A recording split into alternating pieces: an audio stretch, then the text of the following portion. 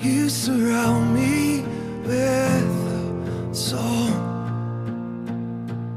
of deliverance from my enemies, till all my fears have gone. I'm no longer a slave to fear. I am a child of God. I'm no longer a slave to fear. I am a child of God.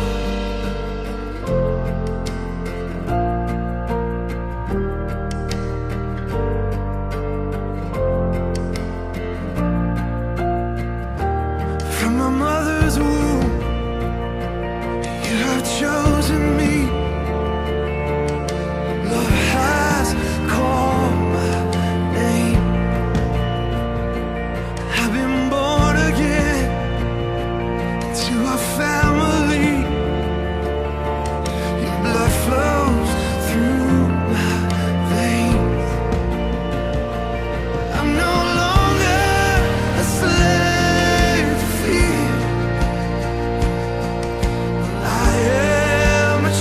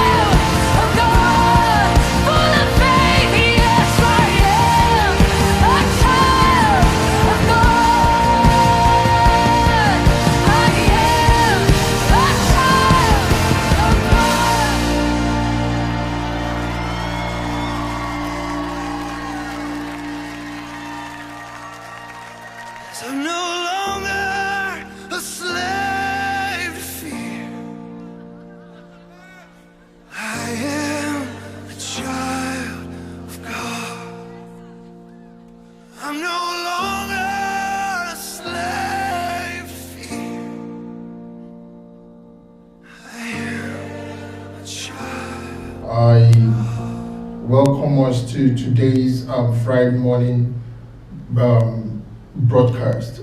I believe we all had a good night's rest, and we'll be going into the Word of God without much ado. My name is Pastor Daniel.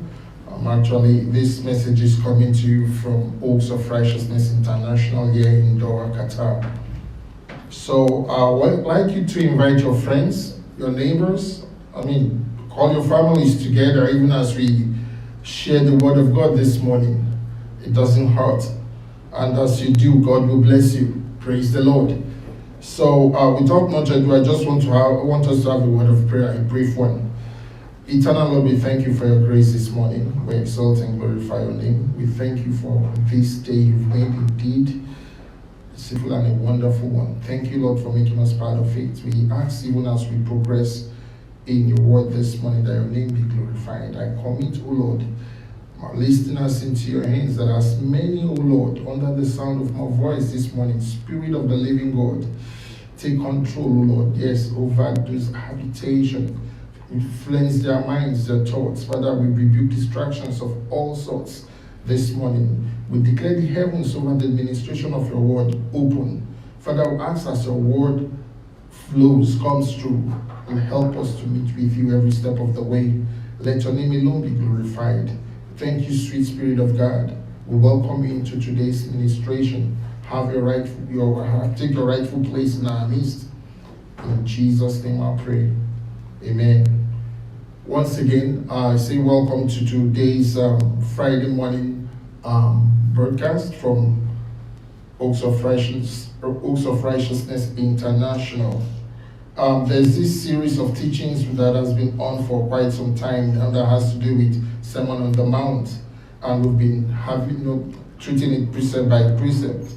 And by the grace of God today, we'll be treating a topic that was supposed to have been treated, but due to some unseen circumstances, we decided to suspend it, and that will be on our righteousness. I titled it, "Except Your Righteousness Exceeds That of the Pharisee," and we'll be taking our text this morning from the book of Matthew, chapter 5, from verse 17 to 20. Praise the Lord. So I'll just read briefly just to put us in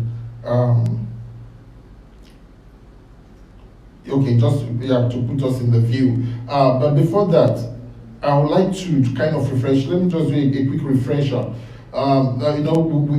We've talked about, we've treated some other topics that has to do with the salt, due as the salt of the earth, and the light of the world. And we need to understand that the first 9 verses or so actually gives a description of the true character of the kingdom of the kingdom citizen. And I think verse 7 to 12 now describes the reaction of the world to such a person. And I think 13 to 16, Jesus described the function of such people in the world, namely the salt arresting the moral decadence of the world, and the light exposing the immoral darkness of the world as well. So we've been encouraged to be the salt and the light of the world. So today, without much ado, even as we go through verses 17 to 18, I just want us to be open to the word of God. Let God minister to us through his word, because that's one sure way God speaks to his children. And as we are open to his word, we will definitely meet with him every step of the way. Praise the Lord. I'll read. I hope we all have our Bibles. Matthew chapter 5 verse 17 reads, says, "Think not that I am come to destroy the law or the prophets. I am not come to destroy, but to fulfill the law, but to fulfill. For verily I say unto you, till heaven and earth passes on, one jot or one tittle shall in no wise pass from the law, till all be fulfilled." Verse 19 says, "Whosoever therefore shall break one of these least commandments and shall teach men so, he shall be called the least in the kingdom of heaven. But whosoever shall do and teach them, the same shall be called great in the kingdom of heaven. Verse 20 says, For I say unto you, that except your righteousness shall exceed the righteousness of the scribes and the Pharisees, ye shall in no case enter into the kingdom of God. Eternal Lord, Father, help us to understand your word proper this morning. Let your name be glorified, even as we go through it in Jesus' mighty name. Praise the Lord. Brothers and sisters, this is heavy. These are all red lettered. And when you read your Bible and you come any word red lettered, it means those are words directly from Jesus Christ himself. It's not as if Apostle Paul or one of the other apostles or prophets is saying, no, this is Jesus himself speaking here, saying that except your righteousness exceeds that of the Pharisee, you cannot make it to heaven. This is heavy. I mean, it's scary. And Jesus is not frivolous with words. He doesn't just use words just to excite people, whatever. No, he meant every word he said. Except our righteousness exceeds that of the Pharisee, the scribes and the Pharisees, that we cannot make heaven. In other words, no, there is no two ways about it. It is settled. This morning I want to take time to really, let's see who these people really are. I'll summarize because we don't have all the time. These are actually elaborate teachings that one has to summarize. The Pharisees and the scribes. These are not names that are new, but we may not really know who they really are. We've been hearing about the Pharisees, we've been hearing about the scribes. You know, the scribes are actually, the scribes are actually educated and highly skilled. They knew the Torah. The Torah is the holy book of the Jewish people, and actually has to do with the Old Testament. You know, so they knew the Torah and are entrusted to teach and apply the law. Those are the scribes. And apart from that, you know, the scribes too were the only people officially that have the right to write down, you know, the laws of God, the word of God, and all that. They are the only that's officially recognized. They're like secretaries. And you know, like in those days, in the days of the Bible, there were no printing press and all that. So it was only the scribes that had the right to write down, you know, the word of God and all that for other people guys to say, okay, this is authentic. And they are well knowledgeable. They have in-depth knowledge of the word. They are not babies when it comes to the things of God. Praise the Lord. And to think that this class of people, you know, this category of people are part of the people that Jesus is saying that our righteousness have to exceed theirs for us to make heaven. God will help us, but we'll get there anyway. Praise the Lord. Part of their duty too is to preserve the word of God. They preserve the word of God. They read and interpret God's word. And apart from that, they do what they call interpolation. In other words, they make sure nobody adds to the word of God. You understand what I'm saying? As it is, that's how it should stay. Nobody comes and try to add to it or maybe change something or whatever. No. They make sure that it is well protected. Those are their duties, and these are people who are actually highly esteemed as well in the society. That's for the scribes. I'll be dwelling more on the Pharisees today. And the Pharisees, hallelujah. If I may ask, have you ever read about the Pharisees in the Old Testament? Nobody has done that. It's not there. And the reason why the Pharisees don't exist in the Old Testament is because there were no Pharisees. The Pharisees actually came up after the exile of the children of Israel. And when they came and their return, that was when the formation of the Pharisees. The Pharisees are actually devout, men that when in Israel in their days, when they returned back from exile. The children of Israel were taken into exile several times. So they were formed after they returned from exile, and they noticed that the children of Israel, they've lost touch. They no longer serve God the way they used to. Instead, they've taken on to worship of idols and stuff like that, maybe based on the countries they were exiled to, and they allow maybe the tradition of those places they went to influence them. So and as such, by the time they were restored, instead of them to hold on to their normal religion and all that, they started worshiping idols and stuff like that. But these few devout, Jewish people were not happy with this whole development. And they did all they could within their power to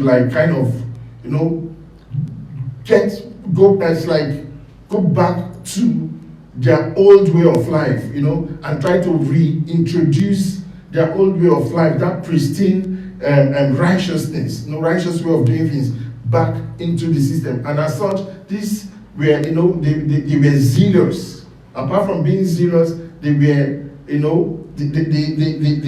were focused they were focused men who were bent on going all the way to see to it that righteousness is restored. And as a result of that, they had to kind of separate themselves by their way of doing things from the others. They did not mingle with these other people who have gone into idol worship and all those other stuff, who have forgotten the laws of Moses and the covenants of God and all that. So this very good group of people were actually, they have this single-mindedness for righteousness. It's either righteousness or nothing. And as such, they were referred to as the separate ones. And the separate ones is actually the meaning of the word Pharisee, means the separate ones. So in other words, they mingle, or they are not into idol worship like the other people and all that. They are not influenced. So these are the ones that are bent on restoration of the righteous way of serving God and observing the laws of Moses, the laws of God actually. So these are the Pharisees. They are actually of the middle class, and they believe certain things that we've heard about Sadducees and all that. The Pharisees actually are experts on the Torah too, but they believe in the oral law.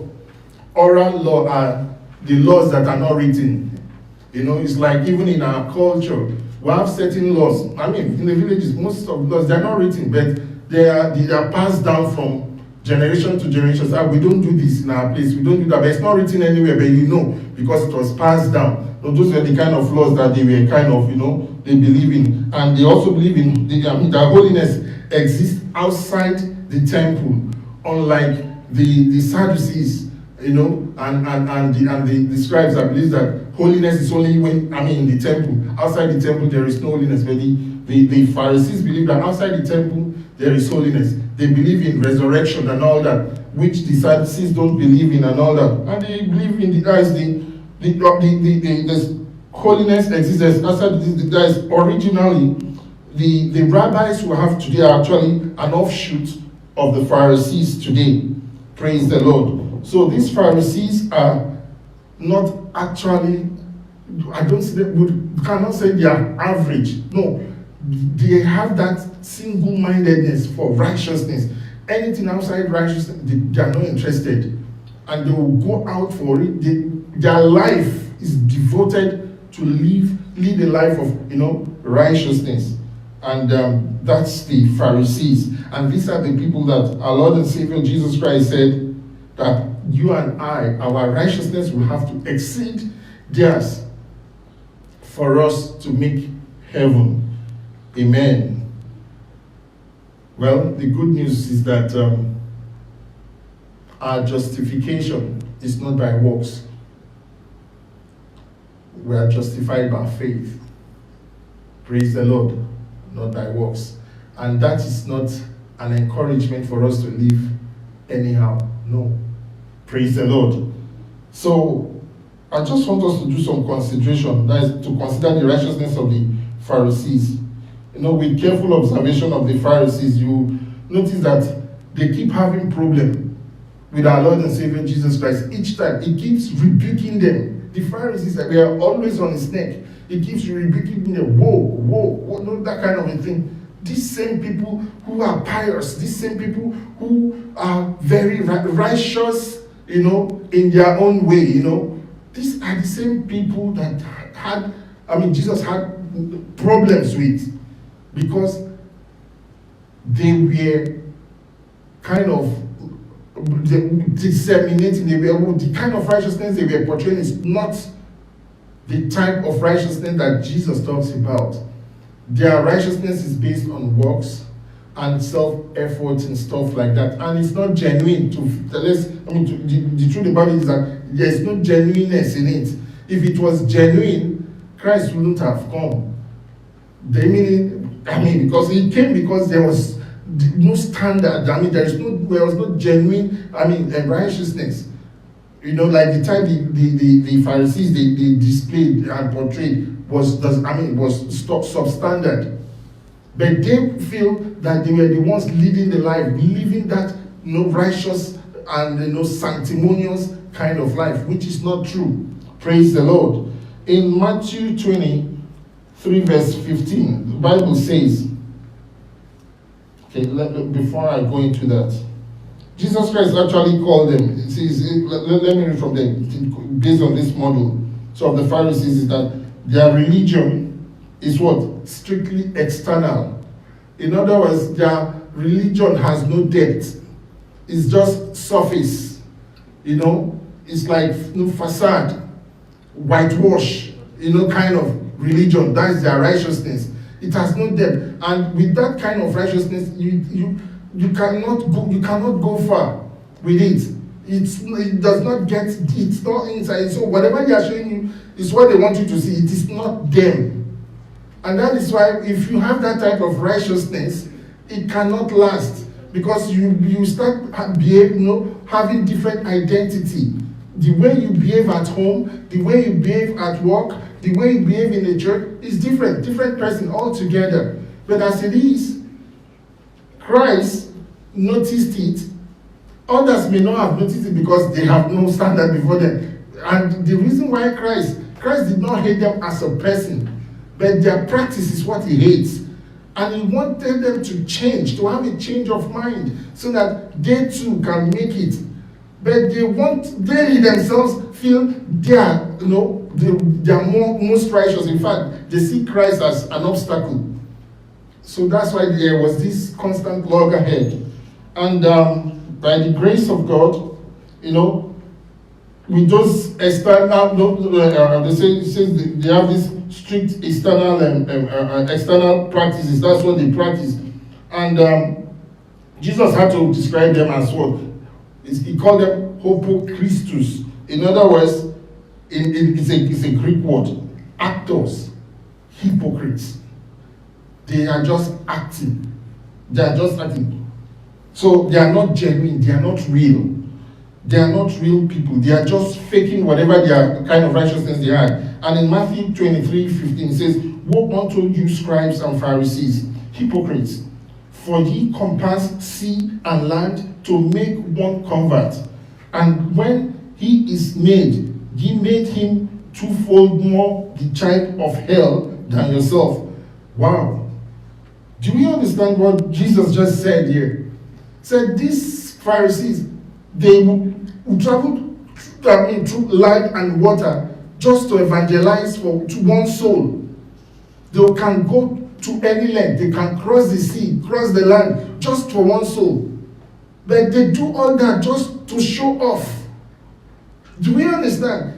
And but at least Jesus Christ acknowledged some. So in other words, when I was going through all this, it means it is not everything about them that is bad. Attitude matters a lot. Perhaps the wrong attitude is what has, spoiled their works. Whatever they did with the wrong attitude. They have the zeal, they evangelize. They will go for one soul, they will cross any river, any land, whatever, just to make sure they get, even if it is just a soul. They did all that. Praise the Lord. And when it comes to, even tithe, Matthew 23 says, woe unto you scribes. He said, Jesus talking to them, and Pharisees, hypocrites, for ye pay tithes of mint and anise and cumin, and have omitted the weightier matter of the law, judgment, mercy, and faith. This ought ye to have. He said, this ought ye to have done, and not to leave the other undone. In other words, the Pharisees were good tithers. They paid their tithe to the least, to the very least. Even if maybe they pick and somebody gives them money on the road, but before they spend from it, they take a tenth to the church. These guys were good tithers. They tithed very well. There are other good things they did well. They prayed very well. But you and I, we know the kind of prayers they prayed, the type of prayers that everybody will acknowledge them that they are praying. But that does not mean that they did not pray. See, attitude matters a lot. You see, their attitude and approach to things is so wrong. And that is what Jesus was trying to correct. But they don't want to listen or adhere. It's like they are the standard. Jesus should leave them alone and stuff like that. And that's why they see him as an obstacle. And that's why he kept rebuking them. Woe unto you, you scribes, you Pharisees. They tithe very well. Believe me, if we can tithe the way the Pharisees, they tithed, we will not have problem with tithing and offering. Believe me, because they know how to do it very well. And these are the same people that Jesus said, our righteousness should exceed. May God help us in Jesus' name. And from where we read from, you see, Jesus did not condemn them, their pain of tithe and their pain of of offering. But it's just saying that those are lighter issues. The weightier ones they left. What are the weightier ones? Judgment, mercy, and faith. They discarded those ones. It's those external ones that people will see them.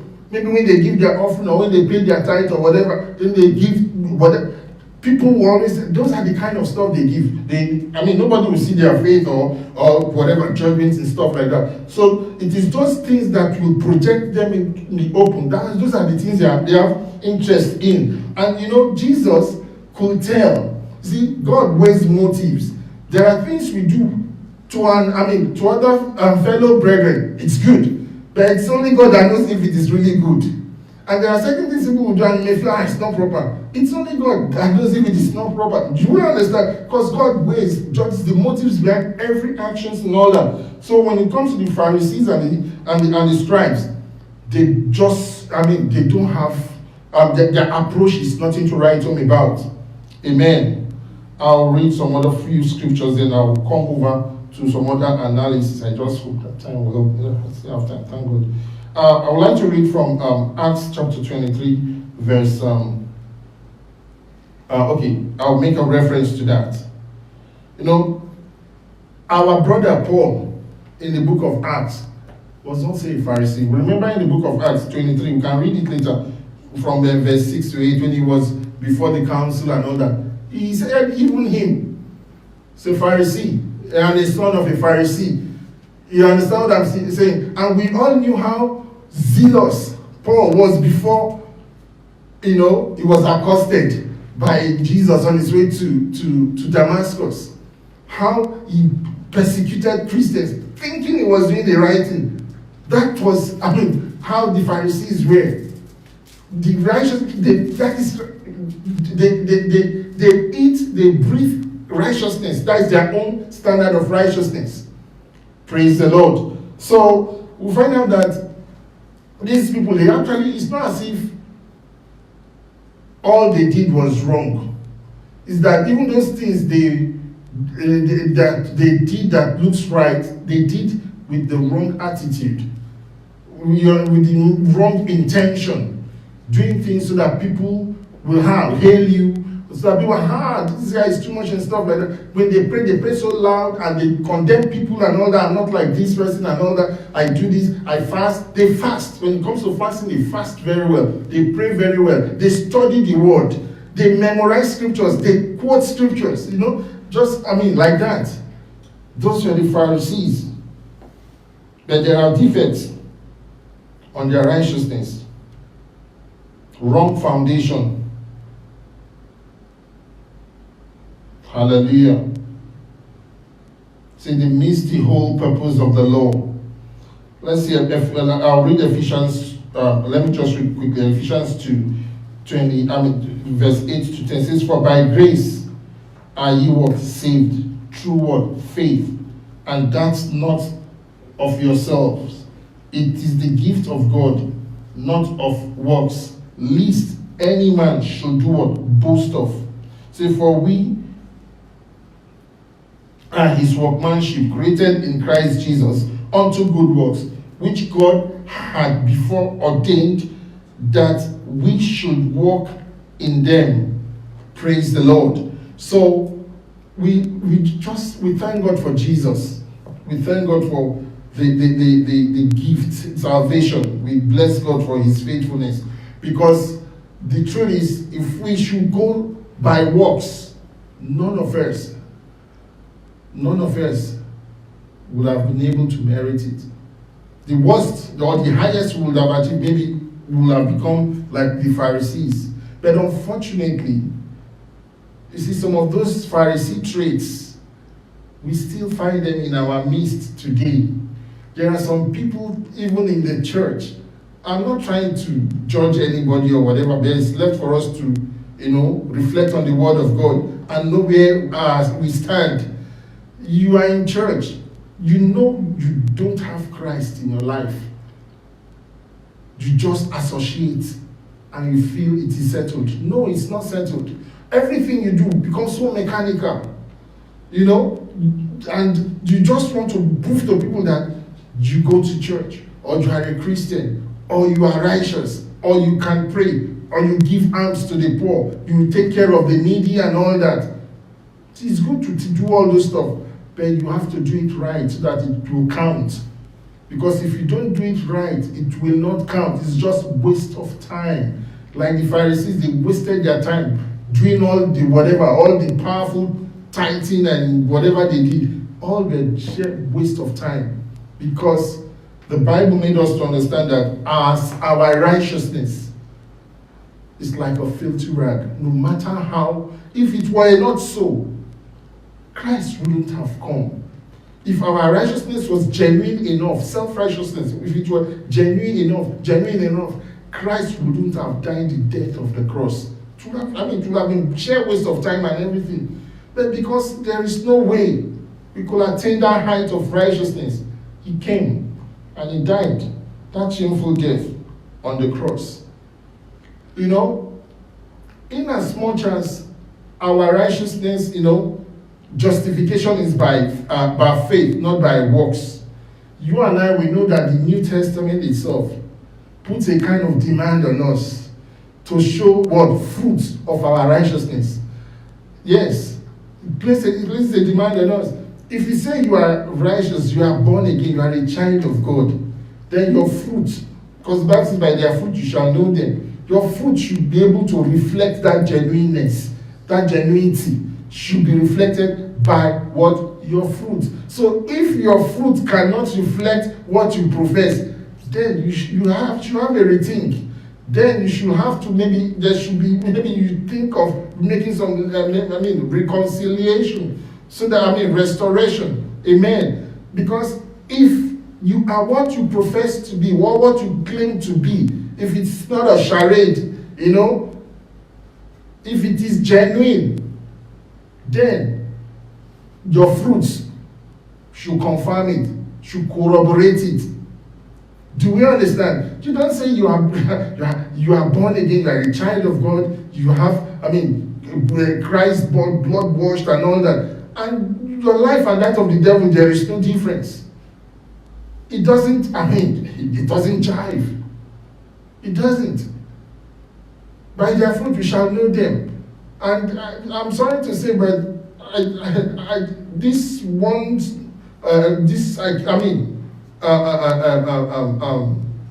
believes that some of us in Christendom, we have that once you give your life to Christ, that settles it. Nothing, whatever. The rest is just maybe rewards. You don't even care about the rewards as long as you make them.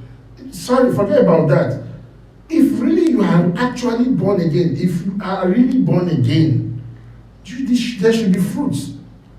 There should be fruits to show that yes, you are born again. I'm not talking of works. Do we understand? That spirit that dwells in you should be able to reflect through you. Praise the Lord. So the quality of our righteousness must manifest in our lives. And if the quality does not exceed that of the Pharisees, then it is a sign that our faith, or whatever faith we profess, is not genuine. It's not genuine. So if you know that the quality of your righteousness does not, reflect or does not produce a righteous fruit, then ask God, reconcile with your Creator, because the truth is that by strength shall no man prevail. When the Spirit indwells you, the Spirit gives you the enablement to lead that Christian life, and gives you the enablement to start bearing fruits. And the place of sanctification is very, very important. The place of sanctification is where you and I, we grow. We grow in our righteousness. Because each time a child of God, maybe whenever you fall into maybe sin or what, I'm not encouraging us to fall to commit sin, but whenever you fall into any sin and all that, you ask for mercy. Like the Pharisees, they are too righteous. They cannot fall. How can they sin? No way, it's not possible. Do you understand? Because for you to ask for mercy, you first and foremost admit that you've goofed, you've committed sin. If there is no admittance, then why? What are you confessing? What are you asking for mercy for? Do you understand? So, because of that constant sanctification process that you and I will go through, you see, it helps us to do what? To bear that fruit of righteousness. It's important. You don't fall into this and say, no, this is not really sin, and try to justify what you did. As long as the Spirit of God pricks your heart that what you've done is wrong, ask for mercy and grace to overcome it next time. Don't try to justify it. After all, that guy did it, that must be right. That guy is highly placed somebody I look up to in the church. So, have you checked it with the scripture to see if that thing is in line with the word of God? Because Apostle Paul says you should follow him as he follows Christ. So we should mind the way we carry ourselves. Because the Pharisees, when you look at them, it's like, righteousness written all over them. That's their own way of righteousness. They look very pious and all that. They don't maybe look at any woman or whatever. That holier than thou attitude, they portray it a lot. They portray it, and they like it a lot, when they ask them to pray, maybe in the public. Oh, it's like wonderful, you've given them candy. They will pray loud, and they will say all sorts of stuff, all they've been doing, achieved, all they've been doing, in the kingdom and all that. That people say, wow, so you mean this guy, he fasts every day, wow, he gives to the poor. Man, this guy is too much. He tithes. He does this, he does that. Just take it easy. It's between you and your God. Praise the Lord.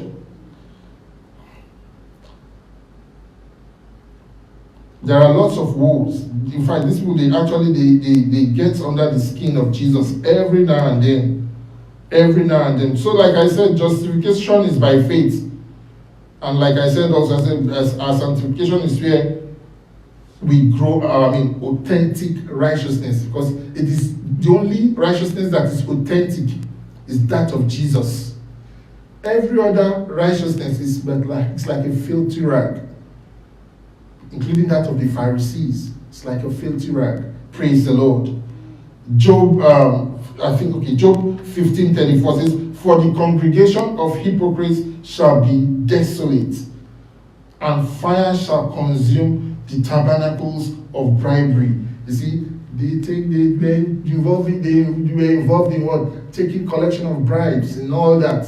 As long as nobody sees them, it's okay, it's covered. That's their standard.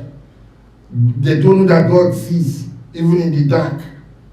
Do you understand? So these are curses that has been rained, on them. Luke 6:46 says, "And why call ye me Lord, Lord, and do not the things which I say?" This is Jesus. You call me Lord, Father, whatever. Meanwhile, you keep doing your own stuff. You keep portraying your own. You say, no, this is your own standard of righteousness. Jesus is saying, no, He is the way, the truth, and the life. No one comes to the Father except you. Say, no. The Moses is older than you to start with. And this is what the law says. This is Jesus who has come to fulfill the law. And you feel that you, because you are privileged to serve God, you have more righteousness than Him and all that.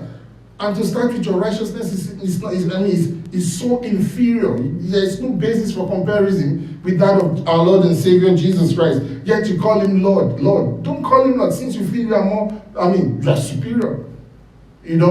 So that's the rebuke He was kind of giving them. Amen.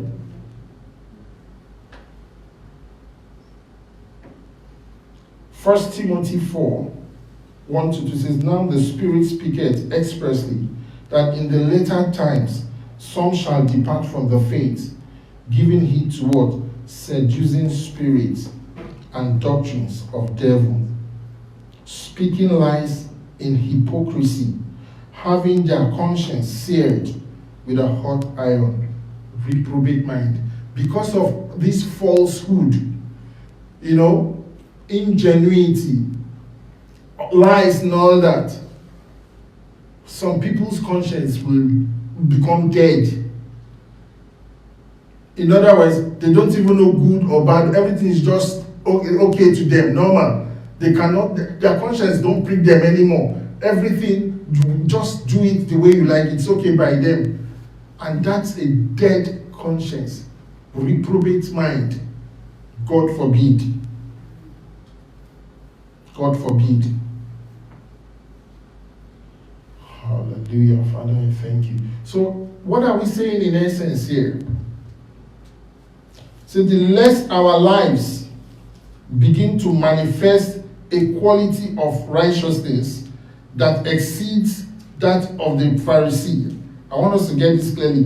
The less our lives begin to manifest a quality of righteousness that exceeds that of the Pharisees. In other words, the less our lives begins to manifest less quality of righteousness, lesser than even that of the Pharisees, then that is a sure sign that the faith that we profess is not genuine. In other words, if you say you are a child of God, you are born again,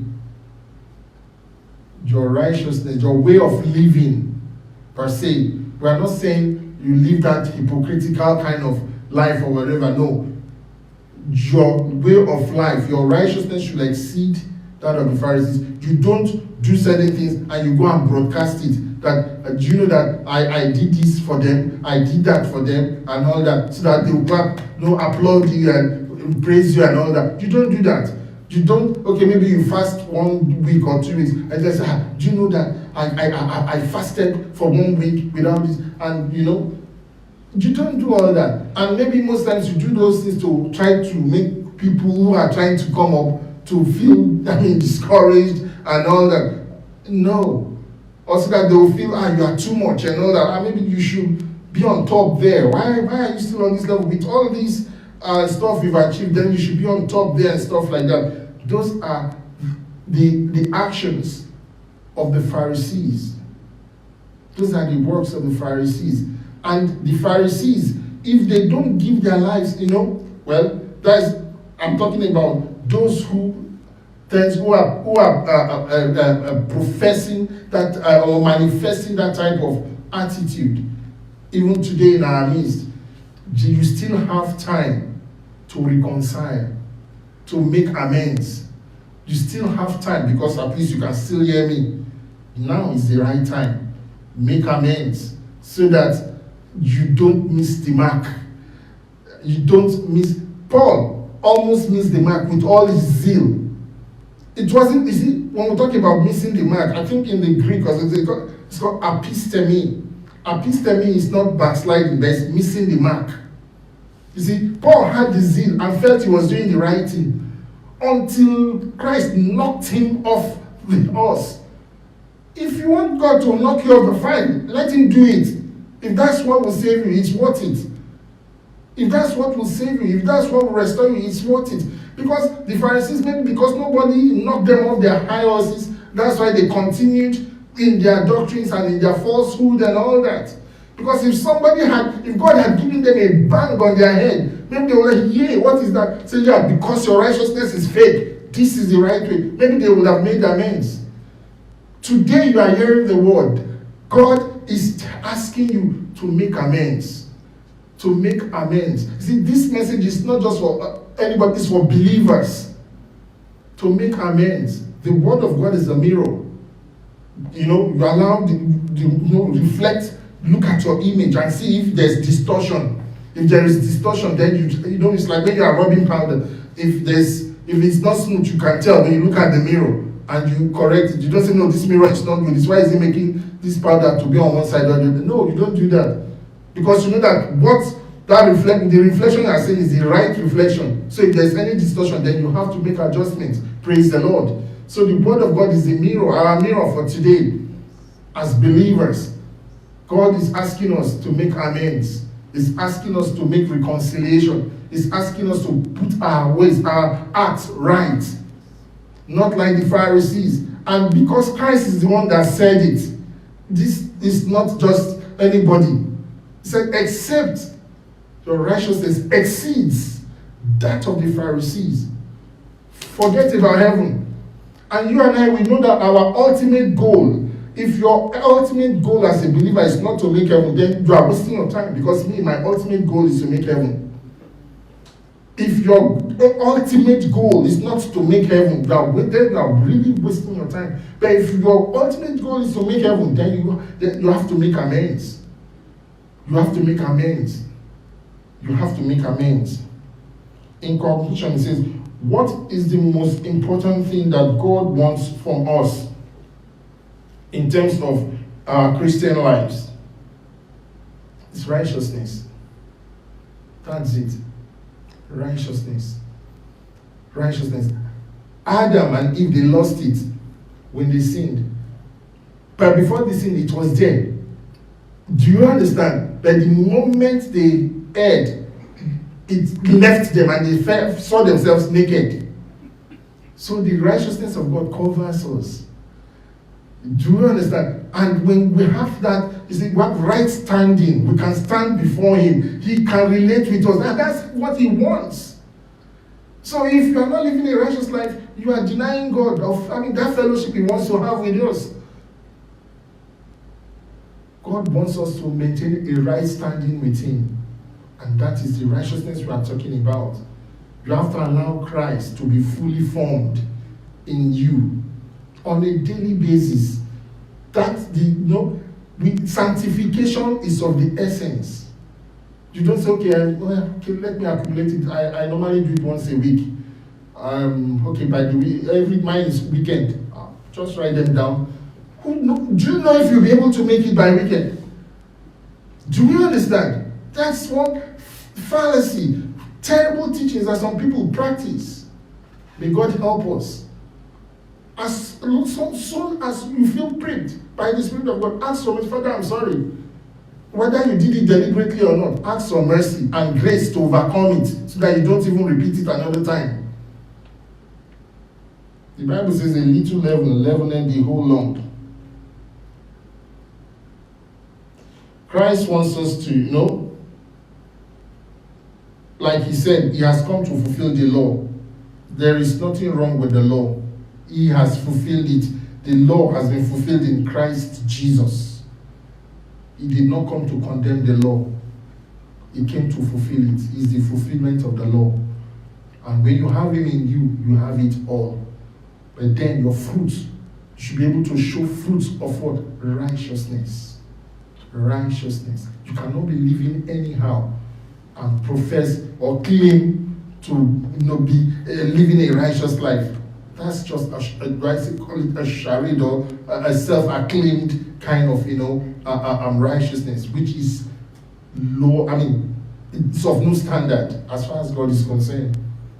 Christ is the only genuine standard. Authentic righteousness is in Christ Jesus. Praise the Lord. So I would like to give us the opportunity, those of us watching at home or wherever we are watching from, if you want to reconcile, you want to make amends, this is the time to do so. I will pray with us and allow the Spirit of God to take absolute control in the mighty name of Jesus. Don't keep procrastinating. Now is the hour when your heart keeps saying that you need Lord Jesus, and now you step closer to the fountain of life. Don't keep procrastinating. Now is the hour. Eternal Lord, I thank you. I exalt and glorify your name. Father, I thank you for these ones who are, hallelujah. Thank you, Jesus. Father, I thank you. Father, I ask that you lay your hands, yes, by your Spirit. Father, lay your hands, Lord, upon these ones that have made up their mind to give their lives to Christ. Father, I thank you for touching their hearts. Thank you for your faithfulness and your grace. Father, we thank you for your, yes, Lord, let your name be glorified in their lives. I just want you to say, Jesus, I thank you for dying for me. I acknowledge you this day as my personal Lord and Savior. Come into my life and take total possession of me. Be Lord over my life. Yes, I confess you as my personal Lord and Savior in the mighty name of Jesus. Eternal Lord, I also pray this day. Yes, if you've done that, you are born again. Thank God for God. And you just keep studying the Word of God. Father, I thank you, Lord, for as many who have fallen aside, who have gone astray, who are struggling with their faith in one way or the other. Father, thank you for reaching out to them through the ministration of your word. I pray for strength, fresh zeal, fresh anointing upon their lives in the mighty name of Jesus. The grace, oh Lord, to reconcile, oh Lord, with you. The grace, oh Lord, to lead a life, oh Lord, that will bear righteous fruits. Father, let it rest upon as many, oh Lord, under the sound of my voice in the mighty name of Jesus, that the enemy will not be able to take undue advantage of us in any form. In Jesus' mighty name I pray. Amen. Beloved, time is far spent. I'm so sorry for overshooting, but until I come our way again, just stay connected. God loves you, and so do I. Shalom.